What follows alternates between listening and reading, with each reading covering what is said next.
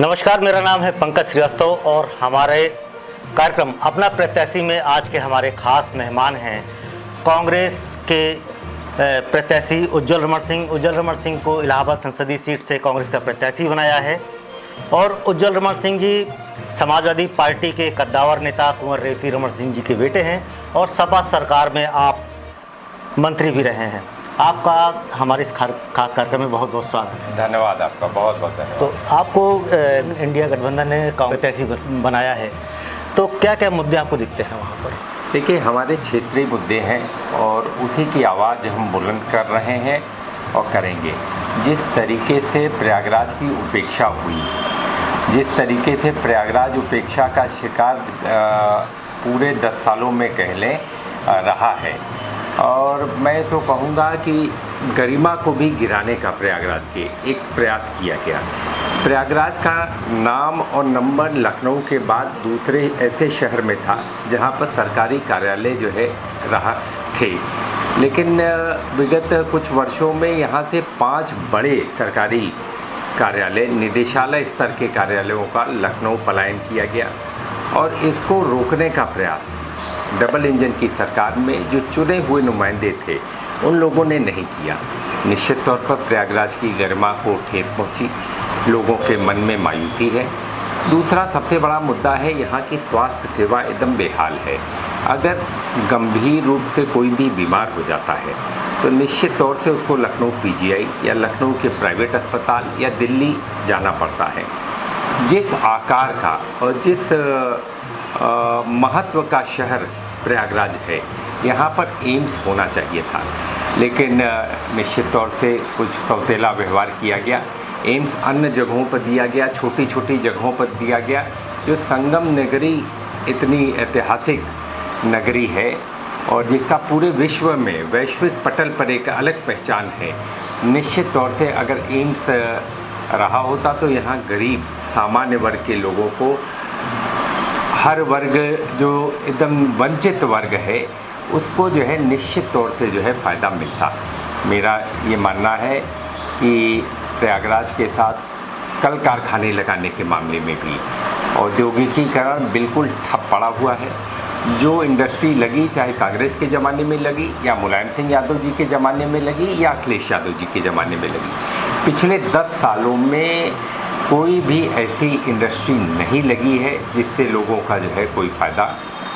सामान्य जो हमारे नौजवान हैं, छात्र जो सबसे ज़्यादा बेरोजगारी का स्तर है वो यहाँ पर है, प्रयागराज में है।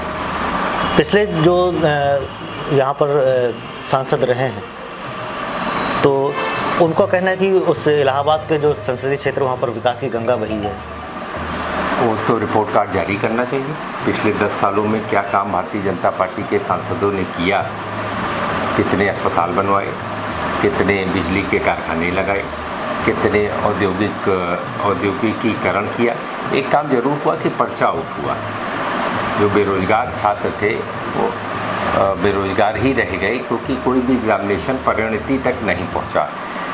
लाए तो प्रयागराज की गरिमा को जो ठेस पहुंची है उसका आज सवाल है, उसके अस्तित्व का सवाल है।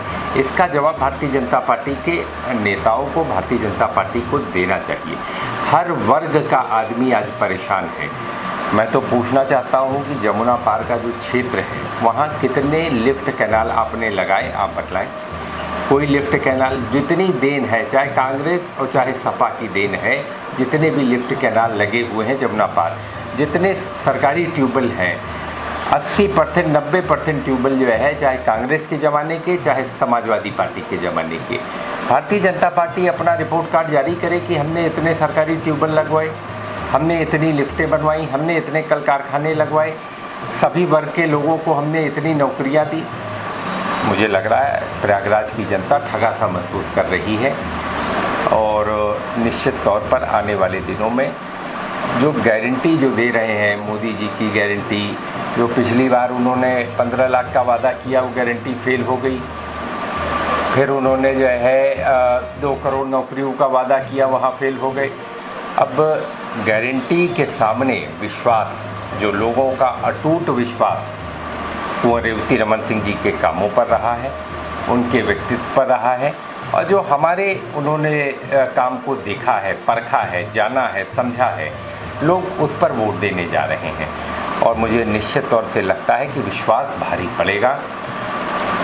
अगर आप क्षेत्र में निकलते हैं, लोगों से मिलते हैं, तो क्या क्या समस्याएं आपको वहाँ पर नज़र आती हैं? देखिए, समस्याओं का तो भरमार है। जब लोगों की आपने उपेक्षा किया, बतलाए तो लोगों की उपेक्षा किया जो है, पिछले 10 सालों में कोई भी ऐसा काम जमुना पार किया, प्रयागराज जो शहर है उसमें आप नहीं बतला सकते। अखिलेश यादव जी ने इतनी शानदार स्टेट यूनिवर्सिटी बनवाई, सरस्वती हाईटेक सिटी बनवाई, मुलायम सिंह यादव जी ने 3 पावर प्लांट लगवाए, और पूरा नैनी का औद्योगिक क्षेत्र हेमवती नंदन बहुगुणा जी और कांग्रेस पार्टी के ज़माने का लगा हुआ। मैं बतला दूं, अशोक लीलैंड की एक फैक्ट्री आई थी, यहाँ ज़मीन भी देख गई BPCL में, लेकिन वो फैक्ट्री लखनऊ चली गई, लखनऊ जाकर लग गई, लेकिन किसी भी जनप्रतिनिधि ने उसको यहाँ रोकने का प्रयास नहीं किया। जबकि यहाँ डिप्टी CM भी हैं, मंत्री भी हैं, विधायक भी हैं, सांसद भी हैं। ये प्रयास करना चाहिए था कि इस क्षेत्रों का भी विकास कैसे हो, लेकिन मुझे लग रहा है कि प्रयागराज के साथ भारतीय जनता पार्टी सौतेला व्यवहार कर रही है। अगर आपको जनता का समर्थन मिलता है और आशीर्वाद मिलता है, तो क्या ऐसा नया काम है वहाँ पर करेंगे आप? देखिए, सड़क से संसद तक हमारा संघर्ष का ही रास्ता है, और प्रयागराज के विकास का एक मॉडल है, एक विज़न है हमारे पास, उसके तहत हम काम करेंगे। वो विज़न में क्या है कि अखिलेश यादव जी ने 2017 में सरकार जाने के पहले कहा था कि हम मेट्रो बनाएंगे। आज पूरा शहर जाम की समस्या से जूझ रहा है। क्यों जाम हो रही हैं? आप पुराने रिहायशी मकान तो तोड़ दे रहे हो, 100 150 साल चौड़ीकरण के नाम पर, कुंभ मेला के नाम पर अब तोड़े जा रहे हैं। आप विकल्प में ऐसी व्यवस्था क्या दे रहे हैं जिससे प्रयागराज में जाम की समस्या समाप्त हो? मुझे लगता है कि मेट्रो अगर बनी होती, सारे कबाल टाउनों में मेट्रो का काम शुरू हो गया, सिर्फ प्रयागराज को छोड़कर। ऐसा क्या? प्रयागराज के लोगों ने भरपूर समर्थन दिया था डबल इंजन पर, लेकिन उसके बाद भी प्रयागराज में ये मेट्रो का काम शुरू नहीं किया गया। एम्स का मैंने शुरू से ही कहा है कि मेरे सपने में है कि हम एक एम्स बनाएं। एक मेरा विश्वास है कि अगर एम्स अस्पताल बनेगा तो निश्चित तौर से गरीब लोग, वंचित वर्ग के लोग, जो शोषित वर्ग हैं, जो एक वर्ग ऐसा है जो कहीं पर भी अपना इलाज नहीं करा सकता, उसके पास संसाधन उपलब्ध नहीं है, तो उसके लिए इलाज की अगर कहीं व्यवस्था सुचारू रूप से हो सकती है तो एम्स बनवा कर हो सकती है। मुझे लगता है कि अगर एम्स बनाया गया होता तो मुझे ये मांग उठाने की ज़रूरत न पड़ती। और मैं एक बात और कहना चाहूँगा, गंगा नदी जो नहाते हैं वो हमारी अस्मिता का सवाल है। गंगा नदी हमारी आत्मा है। गंगा नदी, और गंगा नदी की जो दशा और दिशा रही पिछले 14 से और आज 24 तक, बद से बदतर हुई है। गंगा नदी में जो अविरल धारा है उसमें भी कमी आई है। सीधी लड़ाई आप किससे मानते हैं? क्योंकि बीजेपी कह रही है कि 400 पार का नारा बीजेपी दे रही है इस बार। देखिए, हमारा तो वो तो चुनावी जुमला बोलते हैं, कई बार बोल चुके। हमारा तो नारा 5 लाख का पार है। मतलब कि इस लोकसभा में हम 5 लाख से ज़्यादा वोट प्रयागराज की जनता के आशीर्वाद के दम पर, उनके प्यार और लाड दुलार के दम पर लाने का हमारी कोशिश है। और मुझे विश्वास है कि प्रयागराज की जनता हमको 5 लाख के पार करेगी। क्षेत्र में भारतीय जनता पार्टी की सरकारों ने गरिमा को गिराने का, ये अस्तित्व के साथ खिलवाड़ करने का प्रयास किया। हो तो गई सेंट्रल यूनिवर्सिटी, लेकिन आप लोग उठा कर देखिए कि बाकी छोटे छोटे जगहों से लोग जो है IAS में आ रहे हैं, लेकिन जहाँ खान कहा जाता था, जहाँ इतने सारे लोग आते थे, आज इलाहाबाद यूनिवर्सिटी से गिनती के लोग ढूंढने पड़ते हैं, शायद कोई दिख जाए जो है। इलाहाबाद सीट से पूर्व राज्यपाल केशरीनाथ त्रिपाठी के बेटे नीरज त्रिपाठी को उतारा है, तो कितना कठिन मुकाबला हो सकता है? देखिए, हर मुकाबला कठिन होता है, और निश्चित तौर से पंडित केशरीनाथ त्रिपाठी जी देश और प्रदेश के बड़े नेता थे, उनका सम्मान था। लेकिन ये लड़ाई किसी व्यक्ति से नहीं, ये लड़ाई विचारधारा की लड़ाई है। ये लड़ाई नीति और कार्यक्रमों की लड़ाई है। जो नीति और कार्यक्रम पिछले 10 सालों में चलाए जा रहे हैं, निश्चित तौर से वो देश के हित में नहीं है। इसलिए सिर्फ मैं इतना ही कहूँगा, ये विचारधारा की लड़ाई हम लोग लड़ रहे हैं और उम्मीद करेंगे कि प्रयागराज की महान जनता इस विचारधारा और नीति और कार्यक्रमों के भारतीय जनता पार्टी के विरोध में हमारा समर्थन करेगी। ये कहा जा रहा है कि बीजेपी की आंधी चल रही है, गठबंधन उड़ जाएगा, सपा साफ हो जाएगी, इस तरह के दावे किए जा रहे हैं। देखिए, ये तो चुनाव में लोग कहते हैं, लेकिन प्रयागराज एक अलग शहर रहा है। हमेशा लीग से हटकर उसने जो है फैसला किया है। यहाँ बड़े बड़े जो है जो मैं कह दूँ कि जो है समाज में जो काम करने वाले लोग थे, जो समाजवादी विचार के लोग थे, जो सोशलिस्ट विचार के लोग थे, हमेशा प्रयागराज में उन्होंने धारा के विपरीत रहकर काम किया और परचम लहराया है।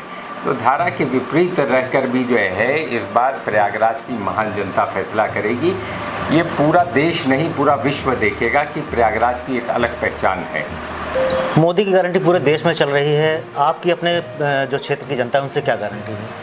हमारा सिर्फ विश्वास है, लोगों को जो हमने काम किए हैं, लोगों के सुख दुख में हम उनके साथ खड़े रहे हैं, जो लोगों के प्रति हमारा लगाव, आत्मीय लगाव है और जो उनका आशीर्वाद है, ये मेरा विश्वास है और वही विश्वास भारी पड़ेगा उनकी गारंटी पर।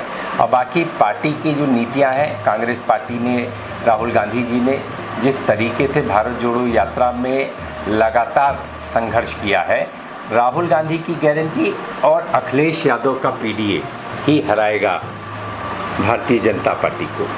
हमारा जो कार्यक्रम है अपना प्रत्याशी, उसके माध्यम से आप क्षेत्र की जनता को क्या अपील करेंगे?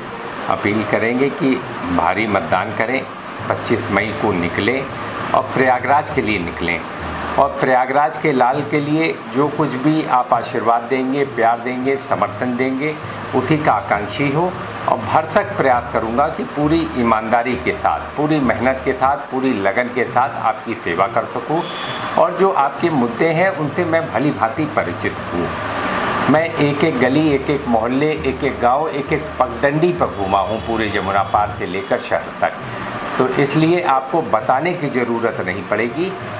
ये विश्वास रखिए कि आपके हर लड़ाई में ये आपका बेटा आपकी लड़ाई लड़ने को सड़क से लेकर संसद तक हमेशा तैयार मिलेगा। हमारे हमसे बात करने के लिए आपका बहुत बहुत धन्यवाद। धन्यवाद। तो हमारे साथ कांग्रेस के इलाहाबाद सीट के प्रत्याशी उज्जवल रमण थे। धन्यवाद आपका। धन्यवाद।